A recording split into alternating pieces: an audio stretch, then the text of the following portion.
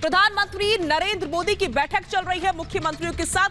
12 राज्यों के मुख्यमंत्री है, बीजेपी शासित राज्यों के मुख्यमंत्री, 12 मुख्यमंत्री, जिसमें मनोहर लाल खट्टर हैं, उत्तर प्रदेश के मुख्यमंत्री योगी आदित्यनाथ हैं, शिवराज सिंह चौहान हैं और कई और राज्यों के मुख्यमंत्री भी इनमें शामिल हैं। कुल मिलाकर 12 सीएम के साथ प्रधानमंत्री नरेंद्र मोदी का मंथन चल रहा है, विचार विमर्श हो रहा है, चर्चा हो रही है कि आखिर आगे की रणनीति क्या कुछ रहने वाली है।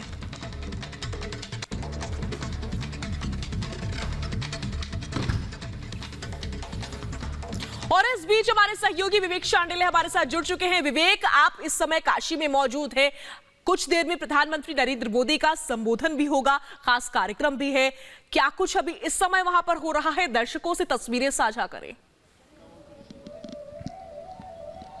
देखिए, उत्तर प्रदेश चुनाव से पहले इस वक्त उत्तर प्रदेश का सियासी माहौल काफी ज्यादा गर्म है और इसी बीच हम आ पहुंचे हैं उमराह में, जहां प्रधानमंत्री, बता दें आपको कि यहां स्वर्णवेद मंदिर है, वहां पर उसका आज उद्घाटन करने वाले हैं और एक रैली को संबोधित करेंगे। रैली स्थल पर है, मेरे विजय को कहूंगा वो आपको तस्वीरें दिखाएं यहां पर कि किस तरह की तस्वीरें यहां पर इस वक्त हैं।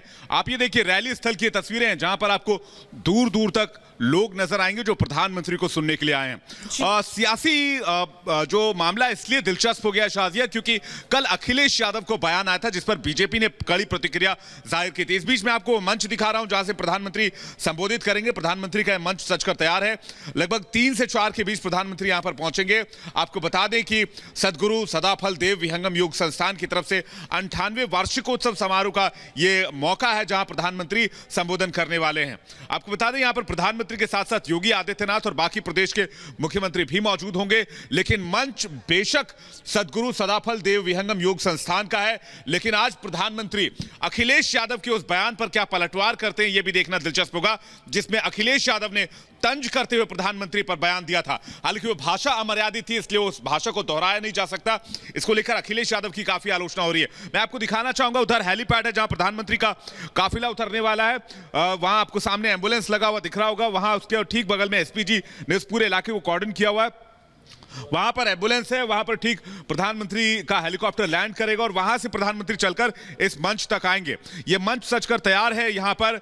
बेशक यह मंच सदगुरु सदाफल विहंगम योग संस्थान के उपलक्ष्य में 98वें वार्षिकोत्सव के उपलक्ष्य में बनाया गया हो, लेकिन मामला पूरी तरह से सियासी है। इसलिए सियासी है क्योंकि प्रधानमंत्री अभी बैठक कर रहे हैं। हमने देखा कि किस तरह से डीएलडब्ल्यू गेस्ट हाउस में उनकी बैठक चल रही है। 11 राज्यों के मुख्यमंत्री मौजूद है, मंत्रणा हो रही है। यूपी चुनाव 2022 करीब है, इसको लेकर प्रधानमंत्री लगातार मेहनत कर रहे हैं। काशी में हमने देखा, कल उनका भव्य स्वरूप देखा और हमने ये भी देखा कि किस तरह से काशी कॉरिडोर की उन्होंने सौगात दी उत्तर प्रदेश को। उसके पहले लगातार वो उत्तर प्रदेश का दौरा करते रहे पिछले 2 महीनों में।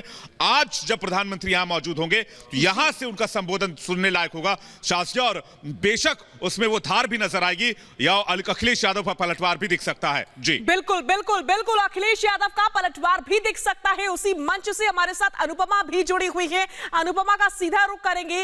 अनुपमा, कुछ समय बाद काशी वासियों से प्रधानमंत्री नरेंद्र मोदी संवाद करेंगे, क्या खास रहेगा इस संवाद में, बताइए काशी से।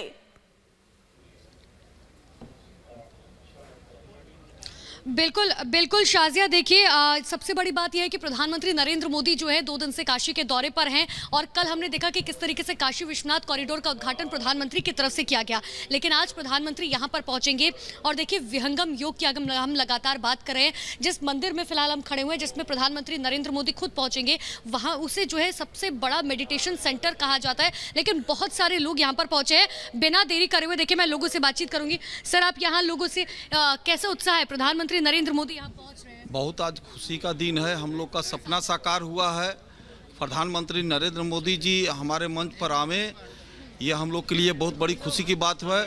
प्रधानमंत्री आज हम लोग के कार्यक्रम के मुख्य अतिथि के रूप में 98वें वार्षिक उत्सव के अवसर पर आ रहे हैं और स्वर्णवेद महामंदिर का वो अवलोकन भी करेंगे। हम लोग को बहुत खुशी है, बहुत उत्साह है। 2004 में इस मंदिर की जो है नींव रखी गई।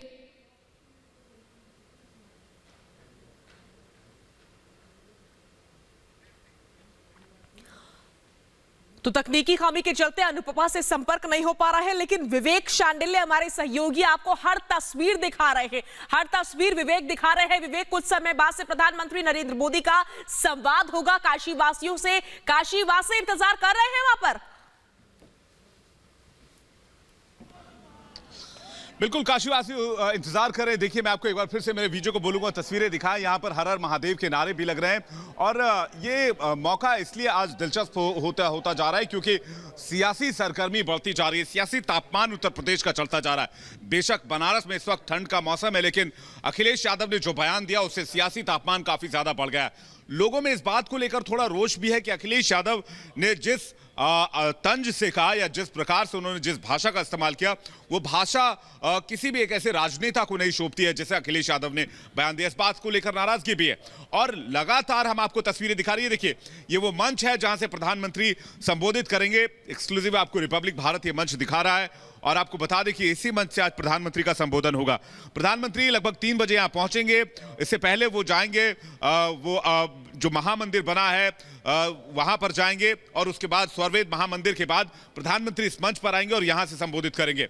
अब देखने वाली बात यहां पर यह है शाजिया की पूर्वांचल पर प्रधानमंत्री का फोकस कितना है। वाराणसी, दरअसल वाराणसी या काशी के बारे में कहा जाता है कि काशी से ही पूर्वांचल का मिजाज तय होता है। काशी में पिछली बार लगभग 150 सीटें हैं, इसमें 70% जो हिस्सा है वो बीजेपी का है इस वक्त मौजूदा विधानसभा में, और उसी को रिटेन करने की कोशिश है या उस पर बढ़त पाने की कोशिश है। और आपको बता दें कि अगर इससे सीटें थोड़ी कम होती है तो उससे बीजेपी को नुकसान होगा और प्रधानमंत्री नहीं चाहते कि ऐसा कुछ भी हो और एक बार फिर से योगी सरकार की वापसी चाहते हैं, इसलिए जोर शोर से तैयारी चल रही है। लेकिन इस बीच अखिलेश यादव ने जो कुछ कहा उसको लेकर प्रधानमंत्री क्या आज जवाब देंगे और अगर देंगे तो प्रधानमंत्री का वार कितना धारदार होगा, ये देखने वाली बात। बिल्कुल, और इस पर आप नजर बनाए रखिएगा। एक बार फिर से हम आपके पास लौटेंगे। हमारे साथ सुचरिता कुकरेती हमारी सहयोगी जुड़ चुकी हैं। सुचरिता, 12 मुख्यमंत्रियों के साथ प्रधानमंत्री नरेंद्र मोदी का संवाद चल रहा है, विचार विमर्श और मंथन का दौर चल रहा है। जानकारी दीजिए दर्शकों को।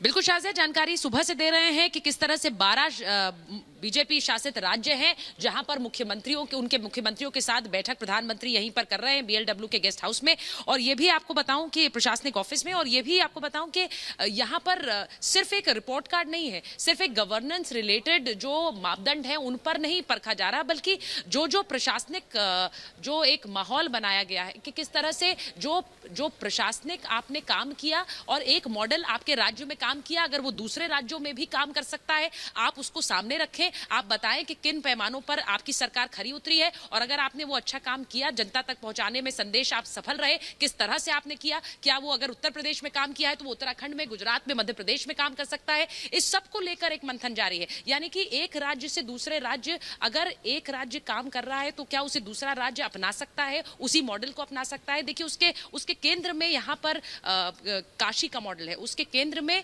काशी गवर्नेंस मॉडल, जिसके बारे में प्रधानमंत्री नरेंद्र मोदी कई बार बात करते रहे हैं कि काशी को कैसे विकसित करना है। और उसके जो अलग अलग पड़ाव हैं वो हमने देखे हैं, चाहे वो बाबतपुर का 4 लेन हाईवे हो, चाहे वो बनारस रेलवे स्टेशन हो जहां कल प्रधानमंत्री नरेंद्र मोदी पहुंचे, चाहे वो काशी विश्वनाथ धाम हो जिसका लोकार्पण कल उन्होंने किया। तो ये अलग अलग विकास के खंड हैं बनारस के लिए। लेकिन इसी तरह से अलग अलग राज्यों को कैसे उस विकास पथ पर आगे ले जाना है और वो मॉडल कैसा होगा जिसको बीजेपी के जो अलग अलग राज्य हैं और वहां की सरकारें हैं वो अपना सकती हैं। इसको लेकर अगर जैसे हम कहते हैं कि एक वॉर रूम मीटिंग जैसी हो रही है और उस वॉर रूम मीटिंग में सब लोग अपने अपने पॉइंट्स सामने रख रहे हैं। एक डिजिटल प्रेजेंटेशन, जैसा मैंने कहा, प्रधानमंत्री को तो दी ही जा रही है कि राज्य सरकारों के काम को लेकर, क्योंकि इनमें से 3 राज्य शाजिया ऐसे हैं जहां पर चुनाव होने हैं अगले साल 2022 में, और इसीलिए उन राज्यों के लिए रिपोर्ट कार्ड ज्यादा मायने रखती है क्योंकि यही लेकर वो चुनावों में जाएंगे, यही संदेश लेकर वो चुनावों में जाएंगे। और प्रधानमंत्री उससे पहले परखना चाहते हैं, जानना चाहते हैं